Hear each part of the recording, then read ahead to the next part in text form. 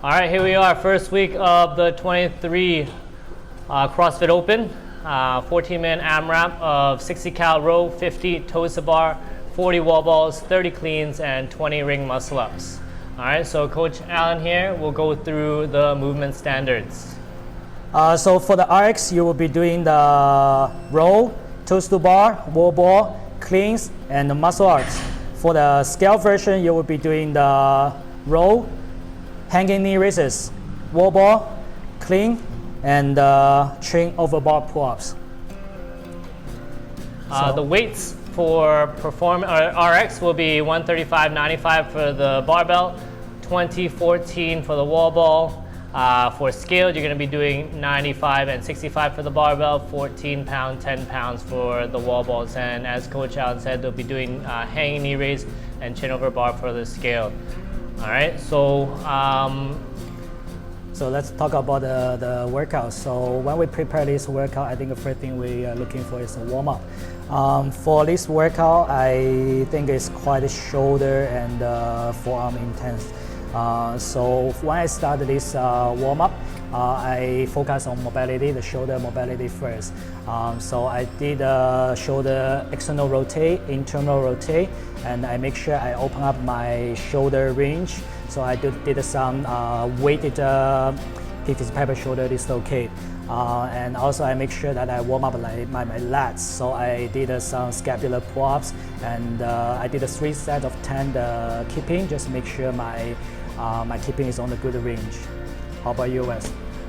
For me, I pretty much did my standard warm-up, so I think everybody should have a standard warm-up that they do. If you don't have a standard warm-up, pick a warm-up that you do in our class workouts, whether it be the banded shoulder mobility work, the inchworms, the squat thoracic reaches. For myself, I spend 3 minutes on the assault bike, and then I do my banded work. And then I do some squat kind of mobility for my hips because my hips are very tight. And then obviously, like Coach Alan says, to do a lot of shoulder stuff, okay? So after that, I moved on to my movement specific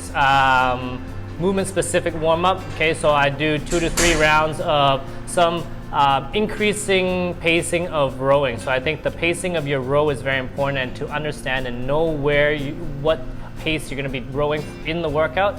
So you want to make sure that you kind of row a couple sets to build up to your kind of pacing in the workout. So for myself, I worked from 800 calories per hour to 1,000, and then during the workout I was hitting about 1,200 to 1,100 calories per hour.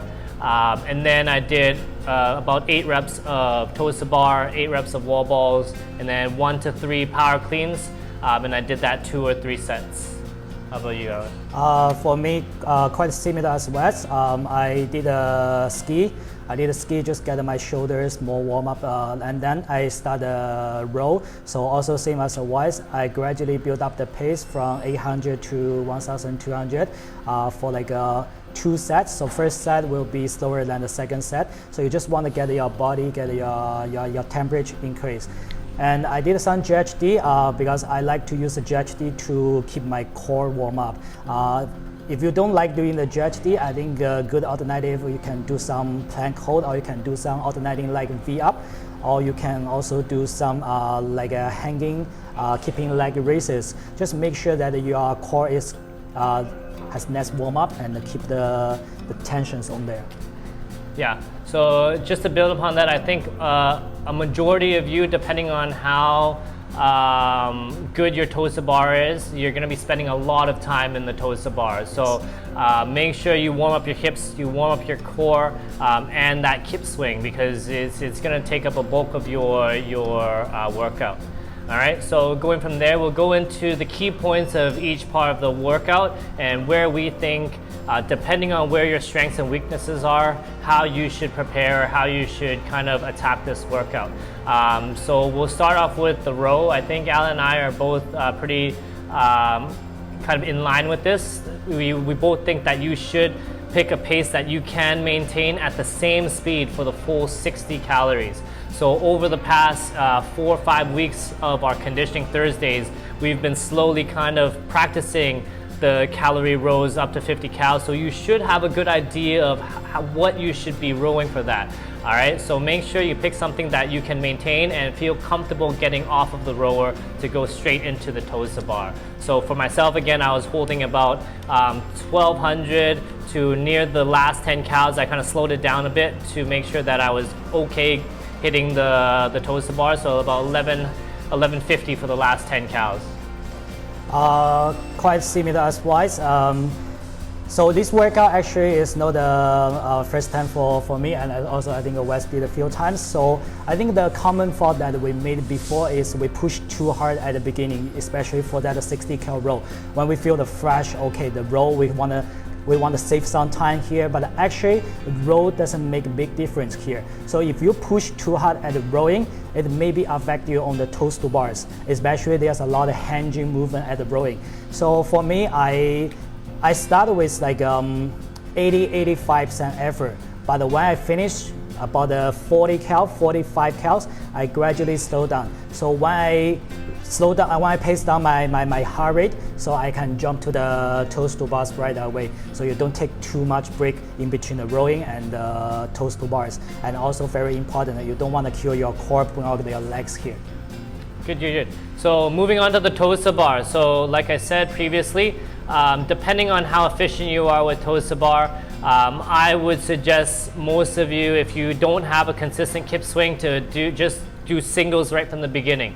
You hang from the bar, get into a good Superman, kip yourself up, come down, and then take a step back, regrip, and do singles from there. Maybe a set of 10, take a breather, shake out your arms, do a set of 10, shake out your arms, and you continue on all the way till you're done 50. If you are efficient with your toes to bar, so for myself, I did one set of 8 and then the rest 7s. For someone that is, has maybe like 10 to 12, one max set of unbroken toes to bar, maybe sets of 5s, and then once you start getting tired, again, singles right away. That's what I would recommend.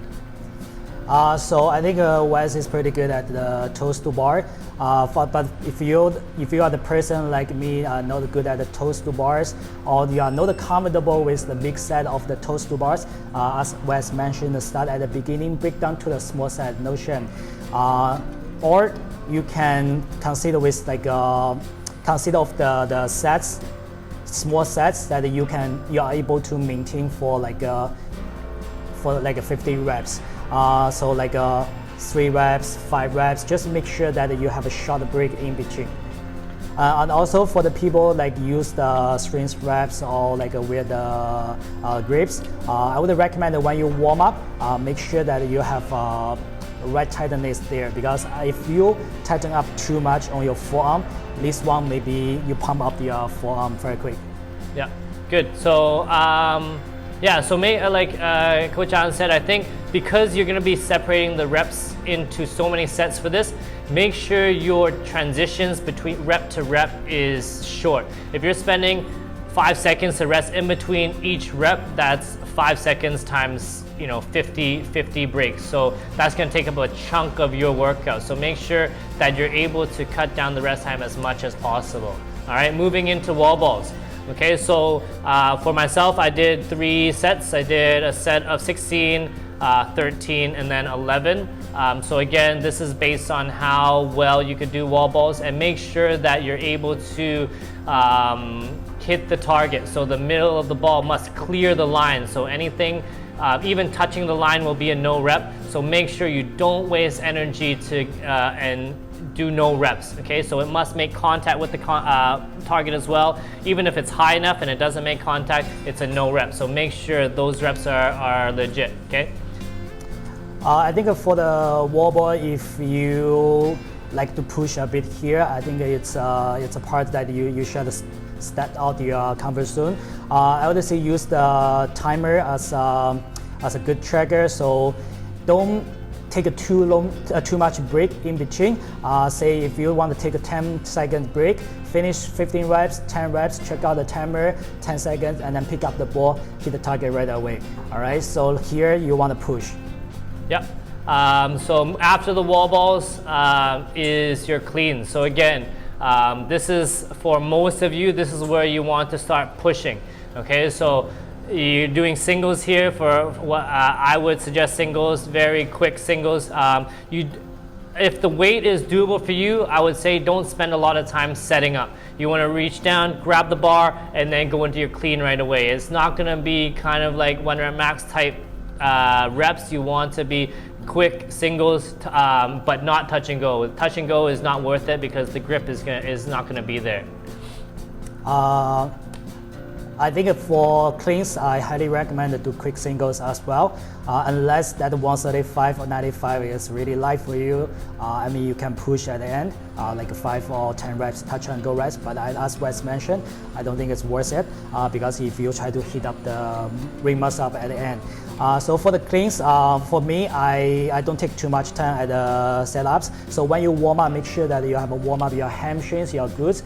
And mainly it's just like Romania deadlift and pick up the bar and try to catch the bar with high position, kind of like muscle cleans. So you save your legs, you don't do too many squats there. Yeah.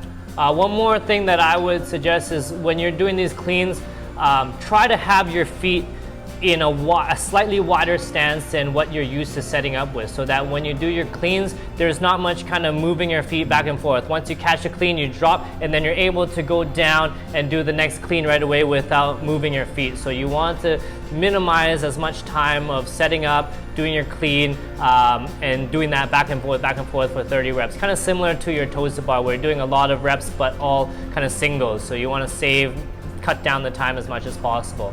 And I think this is where the separator is. So the people that are going to hit the cleans, and then the people that want to try to challenge yourself to the ring muscle ups. So if you don't have any ring muscle ups, I would suggest try to push as hard as you can for the cleans to get as good of a tiebreaker as you can, because that's where it matters. So once you finish the cleans, if you don't get any muscle ups, the faster you finish the cleans, that will get you a higher placing in the open leaderboard.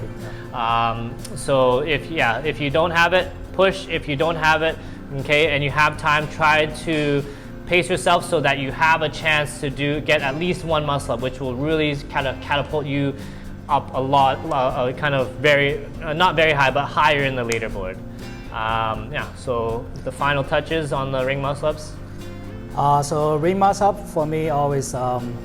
I would say it's not my strength. I every time I see ring muscle up in a workout, I feel it's like oh my God, it's ring muscle up there. So this time I know because the ring muscle up will be my weakness, so I pace myself at the first 4 parts. So I don't want to bring out my pulling, and also I don't want to bring out my grips. So for the cleans, I think today I maybe push a little bit too quick. So when I go to the ring muscle ups, I have to take about a 20 seconds break before I hit the first set of the ring muscle up. But after like a few sets of the ring muscle ups, my form is still burn out. Yeah, so I think it depends on what kind of person you are. You are good at gymnastics or you are not good at the gymnastics. So for me, the ring muscle up, I have to break down to small reps and more sets to keep the pace and make sure that I hit the good reps. Otherwise, if I get a fail of the ring muscle ups, it's waste more time. Yeah. So same here. I mean, I pushed on the cleans. And I took, I think I took at least a minute break before I went into the muscle ups. And I'm okay with gymnastics, so for me, once I got on the rings, it was a matter of just doing as many as I could. I did sets of 3s until the last set where my grip just went. So I think it's just a matter of, if you get to the ring muscle ups, really, if you have time, give yourself enough time to rest and recover before you attempt it. If you have a muscle up, okay, make sure you get that rep rather than attempting it too early and missing your rep. Yes. It makes a big difference. So make sure that you are ready for your rep instead of rushing. Okay, that I would say that's the key if you're aiming to get your one muscle up. If you have multiple reps, then that's great. But if you're aiming for that one, make sure you get it because they'll make a big difference. Yeah, and also for the people that the first time trying the ring muscle ups or the pull-ups, I would say take your time. if it's time a lot. Okay, so take your time there and maybe just try to hit your the first rep in this workout. Make sure that you keep the tension on your hollow position and use the legs to initiate that pull. Don't just use your arms to pull, and this doesn't work for the rear muscle about the pull-ups. Yeah, I think we're looking for a lot of people to PR, get their first pull-ups, maybe their first muscle-ups this workout. Yes. So we're looking forward to seeing you all do it and attempt it this weekend. And that's pretty much it. If you have any other questions, comment or send the coaches your questions. If not, we'll see you on the weekend. Alan, will you redo? Probably Monday. All right, see you guys. See you guys. Have a good workout.